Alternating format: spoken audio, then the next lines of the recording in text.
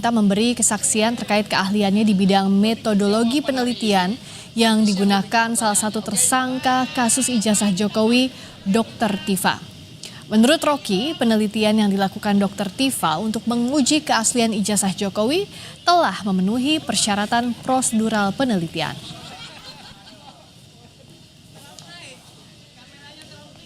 Saya bukan ahli neuroscience atau cognitive science, tapi metodologinya saya paham tuh.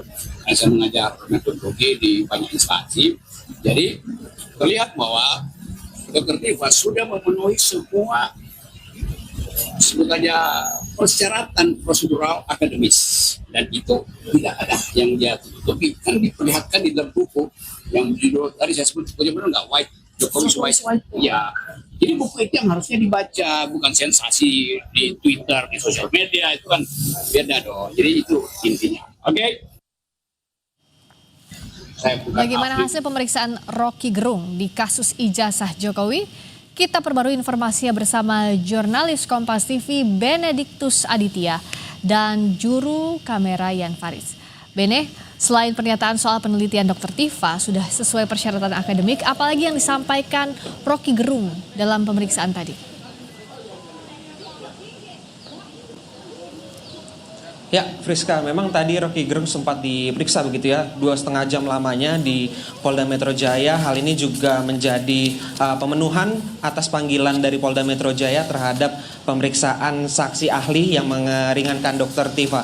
Nah, tadi memang setelah atau usai dari pemeriksaan sendiri, Rocky Gerung ini menyampaikan kepada media begitu ya, beberapa pertanyaan yang dilayangkan, setidaknya ada 10 pertanyaan begitu yang dilayangkan pihak Polda Metro Jaya, penyidik kepada dirinya, dan kurang lebihnya ini semuanya terkait dengan keahlian Rocky Gerung sebagai akademisi yang terfokus pada bidang metodologi penelitian, sehingga ini juga yang didalami oleh pihak kepolisian. Nah, di luar daripada itu memang tadi kami juga Rocky Gerung tidak menyampaikan secara eksplisit, namun salah satu poin penting yang perlu dicatat adalah memang terkait dengan pendapat dari Rocky Gerung sendiri yang menyatakan bahwa untuk karya dari Dr. Tifa yang berjudul Jokowi's White Paper ini sudah memenuhi persyaratan prosedural metodologi penelitian.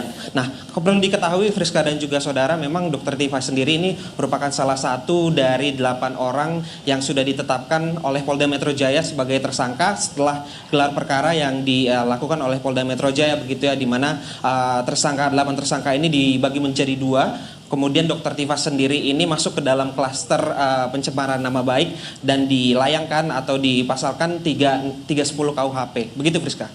Dan juga bicara soal pemeriksaan ini, kelanjutan proses hukum di kasus Suryo CS di Polda Metro Jaya seperti apa? Ahli atau saksi siapa lagi yang akan diperiksa?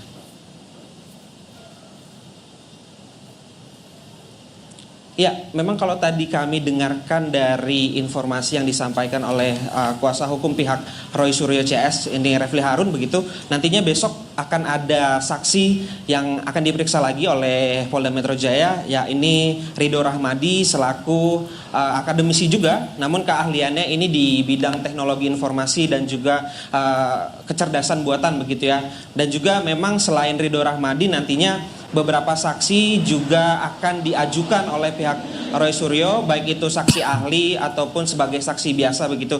Di antaranya ada nama Didik Wijayanto yang juga merupakan ahli pidana, dan juga Profesor Henry Subiakto yang juga ini turut merancang Undang-Undang ITE nanti akan dijadwalkan pada hari Jumat mendatang. Begitu, Friska. Benediktus Aditya langsung dari Polda Metro Jaya. Kita nantikan ada ahli yang akan diperiksa besok, ahli teknologi informasi di kasus Roy Suryo CS terkait kasus ijazah Jokowi. Terima kasih.